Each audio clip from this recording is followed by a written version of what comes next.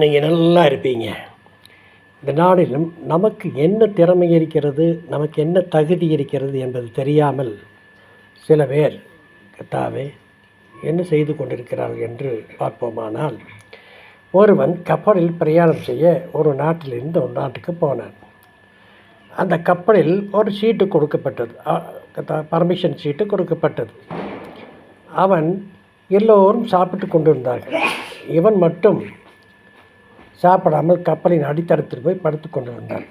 அப்போது அது கப்பல் ஓட்டி கேப்டன் வந்து கேட்டார், ஏனப்பா இங்கே படுத்து கொண்டு இருக்கிறாய் என்று கேட்டார்.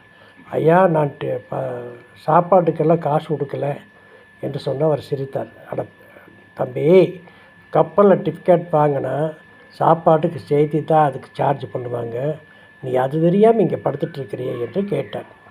அப்பொழுதுதான் அவனுக்கு தெரிந்தது, இதையும் கூட தெரியாமல் வந்து கீழே படுத்து கொண்டு இருக்கிறோமே என்று. அதே போலத்தான் யோனா என்ற ஒருவன் இருந்தான். அவன் நினிவேக்கு போகும்படி ஆண்டவர் அவனோடு பேசினார். அவன் ஆண்டவரோடு பேசினார். அவன் அதை மறந்துவிட்டு தர்ஷீஸுக்கு போகிற கப்பலில் ஏறி போனான்.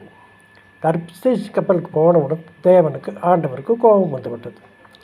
அந்த கப்பலுக்கு எதிராக ஒரு பலத்த காற்றை அடிக்க ஆரம்பித்தார். கப்பல் ஆட ஆரம்பித்தது. அதே போல் மாலுமி இது யார் செய்த மிஸ்டேக்கோ, இப்படி கப்பலை ஆடுகிறது என்று பார்க்கும்போது இவன் கீழே அடித்தளத்தில் படுத்திருந்தான். அவனிடத்தில் தேவ கிருபை இருக்கிறது. தேவன் சொன்னபடி அவன் நடக்க வேண்டும்.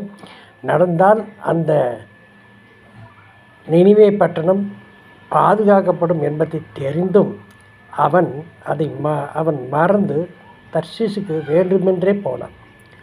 ஆனால் ஆண்டவர் அறிவுறுத்தினார். மறுபடியும் அவனை தூக்கி கடலில் போட்டார்கள். கடலில் போட்டவன் ஒரு மீனை வைத்து விழுங்க செய்தார். அந்த மீன் எங்கே கொண்டு போய் துப்பியது? எந்த இடத்துக்கு அவன் நினைவே தேசத்துக்கு போக வேண்டுமோ அதே இடத்துல போய் அவனை 3 நாட்கள் கழித்து துப்பியது. இது நடந்த சரித்திரம்.